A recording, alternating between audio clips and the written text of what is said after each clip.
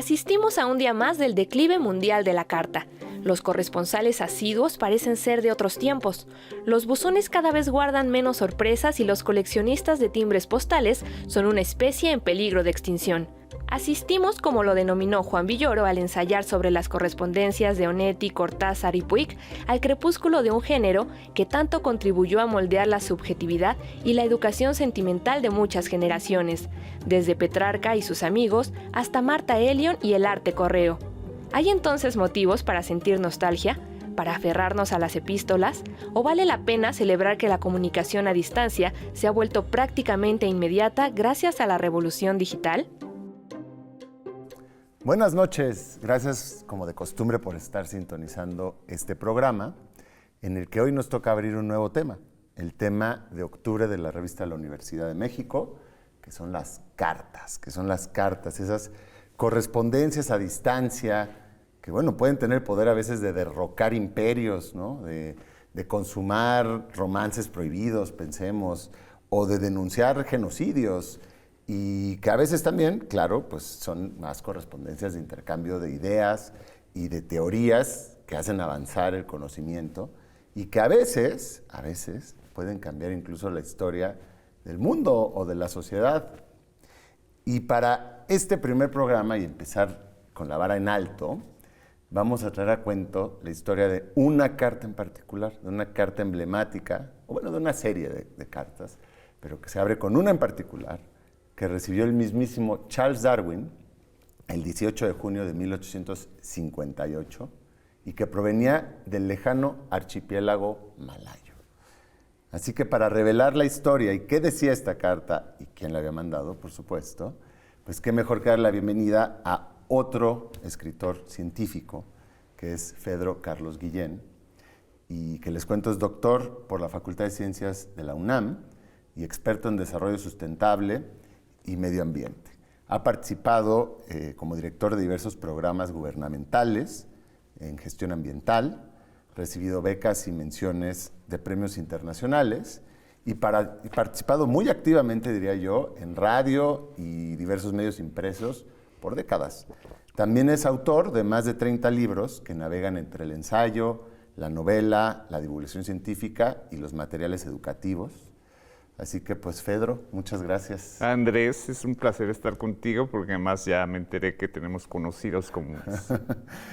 Lo celebramos además de ser colegas y entre otras cosas, creo que podemos, antes de revelar en sí la carta, que por cierto estábamos comentando, yo me enteré, la primera vez que leí esto fue en uno de tus libros, ¿no? en el científico que creía en los fantasmas, que pues habla de este personaje misterioso que mandó esta carta desde el archipiélago malayo. Pero a lo mejor sería importante, para que todos en casa también se sitúen, ¿qué estaba haciendo Darwin en ese momento? O sea, pintar un poco el contexto, ¿no? Sí, Darwin, como todo el mundo sabe, es el autor de la teoría evolutiva, que antes de publicarse se llamaba el misterio de los misterios, así lo llamaban. Me encanta. No sabían qué pasaba, ¿no? Y Darwin, de alguna manera lo sabía, pero era un hombre timorato, era gazmoño, era muy religioso. Y entonces le dio a leer a su mujer un manuscrito y la mujer le dijo que eso era blasfemia, básica. Herejía plena. Y entonces él dudaba mucho en publicar, era un hombre muy reservado. Y yo creo que él ya medio tenía claro para dónde iba la cosa, pero no se atrevía a publicar. Y entonces el misterio seguía siendo el misterio de los misterios. ¿Cómo cambian los seres vivos a lo largo del tiempo, ¿no? Claro. Había teorías disparatadas previas a la de Darwin, y entonces lo que ocurre es que justo el detonador de todo esto es la carta a la que te refieres. Es el catalizador de que catalizador de que se publique El origen de las especies. Porque además es importante, sobre todo para quien no conozca la historia, saber que a veces, ¿no? Esta idea que se tiene en el imaginario colectivo de que Darwin fue a su viaje, ¿no? Alrededor del mundo y de ahí ya sacó la teoría y la publicó. Pasaron muchísimos años, ¿no? O sea, él estuvo 20 años, no sé más de 20 tiempo, años. Empollándola. Darwin estuvo entre 31 y 36 del siglo XIX viajando en el Beagle, que era un barco que hacía cartografía para para el Imperio Británico. Lo pasó muy mal, se mareaba, le dio el mal de Chagas, y todo el mundo asocia en esta leyenda que es sobre simplificar las cosas, que ahí entendió todo. No creo que haya sido así, le tomó mucho tiempo entender, y era un hombre muy meticuloso, Claro. muy cuidadoso y muy timorato. Digo, bueno, y supongo que también en juego estaba algo muy grande, ¿no? Porque Claro, pues, claro. Hay que situarse en la psique de ese momento, lo Claro. que significaba y lo que significa para muchas personas todavía. Fue un cisma, de hecho, la publicación del libro fue un cisma que dividió de inmediato las opiniones de aquellos que tenían pues, una fuerte conciencia religiosa Claro. y de los que estaban a favor del avance del conocimiento científico y de una revolución. Decía Teodoro Dobzhansky, nada hace más sentido en biología si no es a la luz de la evolución. Fíjate que estamos de acuerdo, ¿no? Estamos de acuerdo. Bueno, y entonces estaba Darwin en este momento y recibe esta carta. Estaba Darwin sentado sin hacerle daño a nadie y resulta que Alfred Russel Wallace, un naturalista galés, que por cierto tenía mala suerte, estuvo colectando en el Amazonas años y llevaba sus colecciones de regreso a Inglaterra, el barco se hundió, no se ahogó de milagro. Y luego se fue al archipiélago malayo donde colectó más de 125,000 especímenes. Wow. ¿No? Y era un hombre también meticuloso que estaba interesado en el tema evolutivo. Entonces él escribió a Darwin y le dijo, oiga, ¿qué ha pensado sobre este tema? Y Darwin le contestó muy parco, es imposible explicar mi teoría en la extensión de una carta, ¿no? Fíjate. Ese es un antecedente. O sea, ya había una correspondencia. Había digamos. correspondencia y no solo eso, Darwin le dijo, es imposible que yo le explique en la extensión de una carta. Ajá. Entonces resulta que Wallace, estaba en el archipiélago malayo, se enferma, delira un poco, él lo cuenta De en malaria. sus memorias, se sí, enferma. delira un poco y ve pasar las ideas, se levanta y hace un ensayo, una carta de 15 cuartillas que se llama Sobre la tendencia de las especies a alejarse indefinidamente del tipo original, ¿no? 15 cuartillas. Va al puesto de correos de Ternate y envía la carta en marzo de 58 a Darwin. Ahí hay una polémica interesante porque hay quien dice que la carta no podía tardar 10 días en llegar de Londres a Down, que era donde vivía Darwin, porque están a 40 kilómetros. Okay. Entonces, que la recibió y se preparó Darwin. Pero el tema interesante es que recibe la carta y se vuelve loco porque es su teoría, explicada en la extensión de una carta, claro. Genial. Es exactamente la misma teoría. Y entonces él entra en una especie de arrebato esquizofrénico, de ya perdí la prioridad, se me adelantaron, sus términos son los términos que yo uso, Claro. ¿no? Y recurrió a dos amigos, a Lyell y a Hooker, como para que lo salvaran de alguna manera, porque insisto, era un tipo muy timorato. Y entonces vale la pena explicar lo que decía Wallace muy rápidamente. Sí, claro. Una población debe tender a crecer de manera exponencial si no hay barreras para que esto ocurra. Y las barreras son justamente lo que llamamos presiones de selección. Yeah. ¿Qué pasa que hay depredadores? ¿Qué pasa que no hay abundancia de alimento? Claro. Y eso se llama selección natural. Los más aptos sobreviven. Esa era la idea de Wallace, que fue la de Darwin. Y entonces, pues le pidió ayuda a estos cuates, ¿no?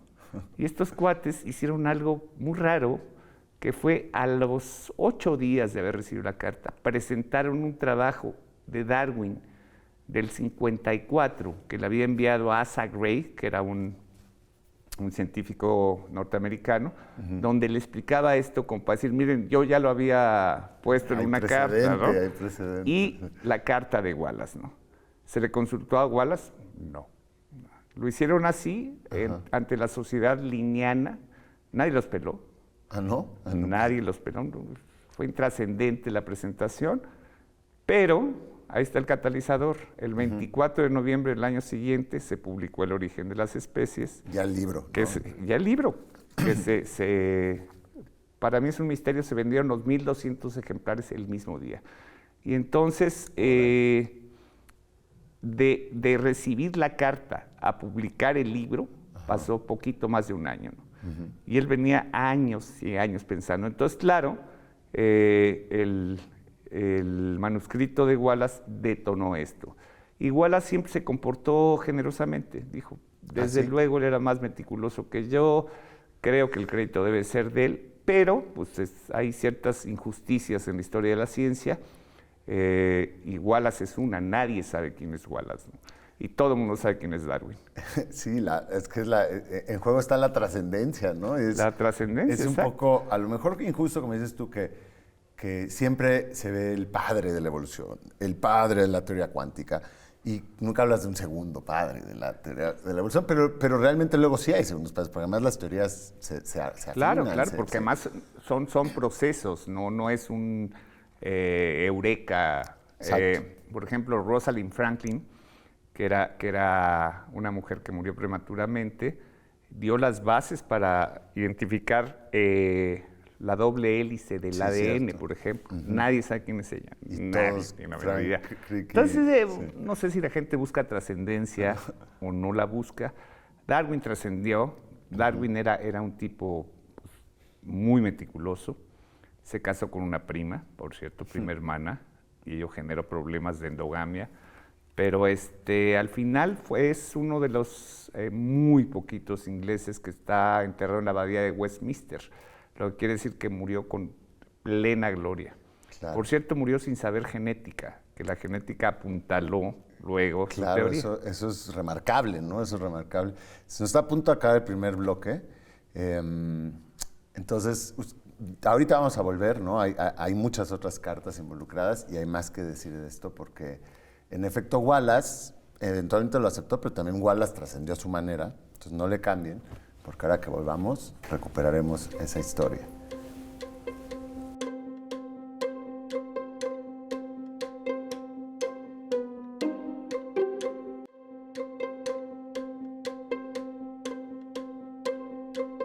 Qué bueno que no le cambiaron, o si acaban de llegar, les cuento que estoy hablando aquí con Pedro Carlos Guillén. Estamos inaugurando un nuevo tema de Revista de la Universidad, que son las cartas. Y para inaugurarlo, pues decidimos empezar con la vara alta, hablando ni más ni menos que, bueno, de un libro, una teoría que cambió, pues, el pensamiento moderno, probablemente la que más ha cambiado el pensamiento moderno, o entre las tres teorías que más han moldeado este pensamiento moderno que compartimos. Y que, curiosamente, el catalizador de que el libro finalmente saliera, eventualmente puede ser que iba a salir o no, ¿no? Por muy timorato que fuera Darwin. Este libro es El origen de las especies, por cierto, ¿no? La evolución por selección natural, vaya, pero que tuvo el precedente curioso de que Darwin recibió esta carta, ¿no? de Wallace, que estábamos contando, desde el archipiélago malayo. Y Wallace, me quedó la duda, Wallace es más joven, ¿no? Es una naturalista más joven. Sí. Y es como... Yo lo que tengo entendido de Wallace, a través de haber leído el científico que creía en los fantasmas, era que es como el naturalista por antonomasia, que como uno tiene en la cabeza, ¿no? Sí, así es. Se la pasaba ahí de campaña y recolectando. Wallace, de hecho, iba a sesiones espiritistas. De ahí el nombre del libro. Porque hay una contradicción más o menos obvia. El científico que creía en los fantasmas. Claro. Sí, Wallace era además autodidacta. No tenía estudios formales, pero un gran colector de especies. Y entonces la costumbre era colectar para vender en museos en Inglaterra. De eso vivía, digamos. Vivía de colector. Pero además le giraba la piedra. Sí, y creo que en estos que decías que, bueno, 120,000 ejemplares o no sé cuántos allá en el archipiélago malayo, en Indonesia, pues, que varias de esas pues, eran especies nuevas para Occidente, ¿no? Al menos. Muchísimas. Y que además tiene a su favor Wallace, digo, además de que haber sido, pues a lo mejor caballero con Darwin y dejarle chances, si es que Darwin empolló esa carta o no una semana, cosa que hoy en día pues lo podrían haber, ¿no? Tachado. Le pudo haber metido una demanda que lo deja ciego, claro. O sea, ¿cómo publicas algo mío? Lo haces público sin mi consentimiento, claro, ¿no? Pero bueno, supongo que lo respetaba de alguna manera, ¿no? Lo respetaba mucho, sí. Por supuesto, tenía un ascendiente intelectual sobre Wallace, lo mismo que Lyell. Charles Lyell era un geólogo muy amigo de Darwin, y entonces Wallace había leído la obra de Lyell, había leído los trabajos de Darwin. La narración de la travesía que hizo Darwin alrededor del mundo fue un libro muy leído, y eso le dio fama. Claro, lo puso en... Oye, y claro, y con todos estos que mencionas con sus amigos, digamos, o colegas, pues todo el tiempo se estaban mandando cartas, era la manera en que... Se mandaban cartas, pero las cartas, ¿no?, de Darwin de alguna manera son vergonzosas. Ah, ¿sí? Si me permites, claro. Vamos a leer qué les escribió, porque se ve que estaba muy asustado, estaba profundamente asustado de que le habían ganado la prioridad, ¿no? Entonces, él escribe cosas como: sus palabras han resultado ciertas con el agravante de que se me han adelantado, escribió Darwin a Lyell. Con esta frase en la que se refleja un toque de angustia, Darwin inició una serie de cartas que parecían revelar un enorme conflicto esquizofrénico. Por un lado, veía con desesperación cómo 20 años de trabajo y 3 de preparar un manuscrito donde exponía la misma idea se iban por la borda. No sería honrado publicar ahora, escribió el 26 de junio. Y 3 días más tarde agregó: es una bajeza de mi parte preocuparme por la prioridad. Pues a pesar de todo eso, a los 8 días, Hooker y Lyell dijeron: por iniciativa nuestra, vamos a presentar esto de Wallace y esto de Darwin. Y Darwin dijo, también escribió algo: yo les agradezco mucho que hayan tenido esa iniciativa, yo no lo hubiera esperado. Entonces, se ve medio arreglado en el asunto, pero insisto, es como juzgar al cura Hidalgo porque tenía hijas. No se les juzga por pasiones personales a la gente, y Darwin seguramente las tenía vanidad, la vanidad de ser el primero en llegar a algo, y eso no demerita en lo más mínimo su enorme aportación a conocimiento científico y particularmente el biológico. Y por otro lado, digo, por haber sido reservado y todo, pues por lo menos tenía preparado porque el libro lo publicó un año después, pero era un trabajo que llevaba, ¿no? Años. Desarrollando años y haciendo tenía pruebas. Evidencias, él había estudiado, por ejemplo, orquídeas, ¿no? Y se daba cuenta que las orquídeas evolucionaban de tal manera que ofrecían pistas de aterrizaje para insectos, para ser polinizadas. Toda esa evidencia la fue acumulando y al final todo encajó. Este par de humanos, los dos leyeron a Malthus. Malthus era un clérigo que tenía la idea de que, dado que el crecimiento humano era exponencial, que es algo así, y el crecimiento de alimentos era aritmético, que es así, se iba a acabar la comida. Básicamente se va a acabar la comida, ¿no? Y entonces Wallace y Darwin, que lo habían leído, dijeron, pues ¿por qué no está pasando esto? ¿Por qué no todos llegan? ¿Por qué no todos llegan? Porque hay ese proceso de selección natural. Los más aptos sobreviven, los menos aptos se van. Y hay un montón de evidencias. Yo con mis alumnos del Ibero hago un ejercicio que supone poner una bolsa con frijoles 20 y otra bolsa con los mismos 20 frijoles, y a una le echo aceite. Y entonces les digo a mis estudiantes: ustedes son depredadores y los frijoles son las presas. Entonces veamos cuántos frijoles pueden sacar con estos 2 dedos en 1 minuto. Y entonces sacan mucho más los secos que los se resbalan. Digo, imaginen que los secos tienen una mutación que les favorece. Bueno, van a sobrevivir más y en consecuencia se van a reproducir más. Y estos que tienen una característica desventajosa, no, se los comieron. Ahí nos vemos, ¿no?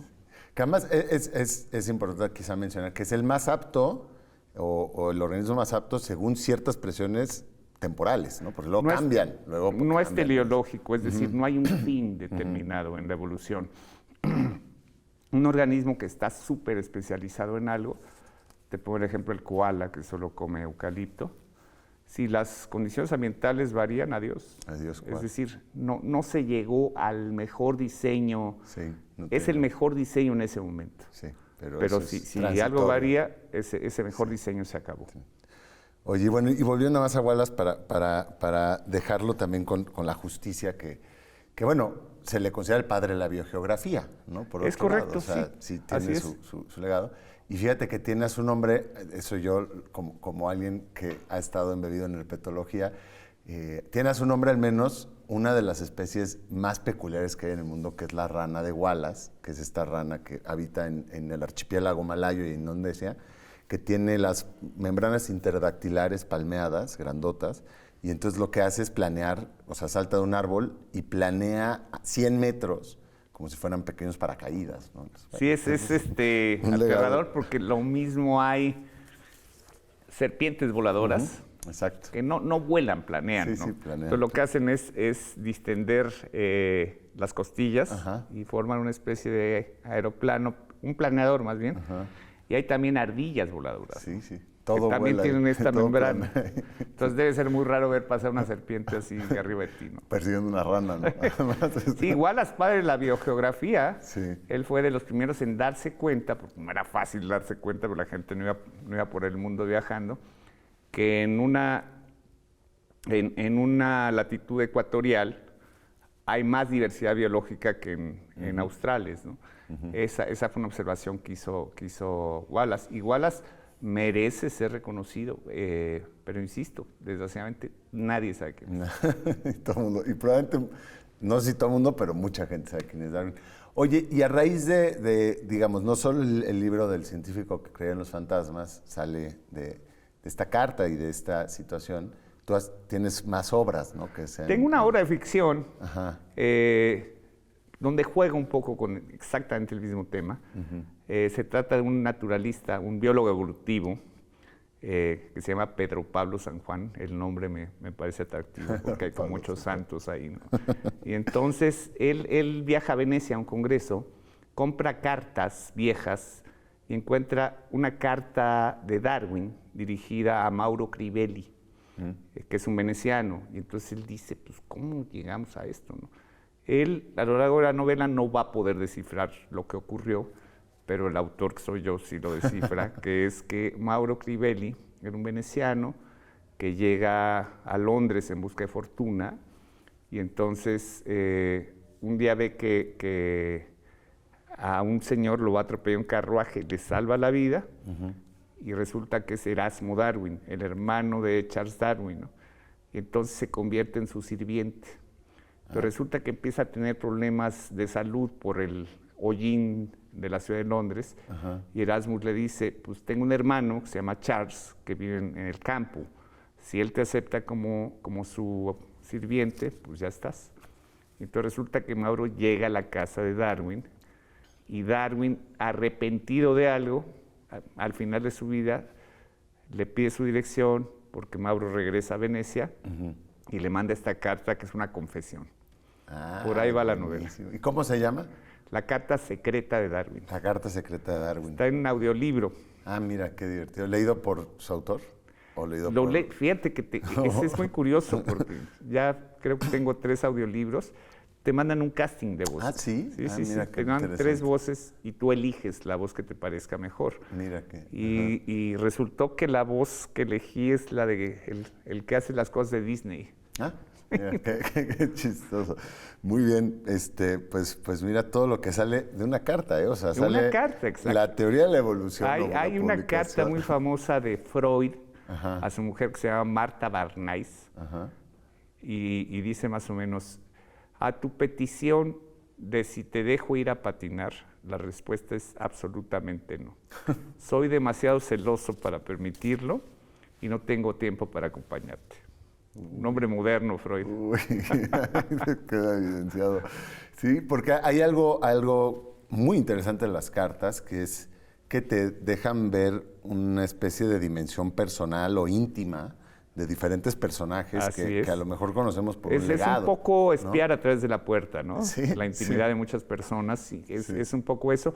Aunque también hay quien hace cartas consciente de que algún día se van a publicar. Es el caso de la marquesa Calderón de la Barca, que se publicó luego una cosa que se llama La vida en México. Es una crónica deliciosa de esta mujer que era muy irónica, acerca de su vida en México siendo esposa del embajador de España. Ah, mira que...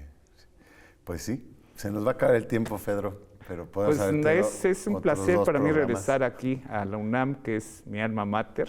Genial. Y me da mucho gusto que jóvenes como tú estén tomando la estafeta. Me da muchísimo gusto y te agradezco muchísimo la invitación. Vale, pues eso, ustedes en casa sepan que este es pues, uno primero de muchas de estas cartas, textos íntimos, y que como bien decía Fedro, y vamos a ver en el episodio de la próxima semana, a veces son deliberados pensando en qué van a decir mis biógrafos, ¿no? O sea, los voy a guardar en mi archivo para mis biógrafos. Así que pues les invito a vernos aquí la próxima semana, misma hora, para otro tema relacionado con cartas. Gracias por sintonizar y que tengan buena noche.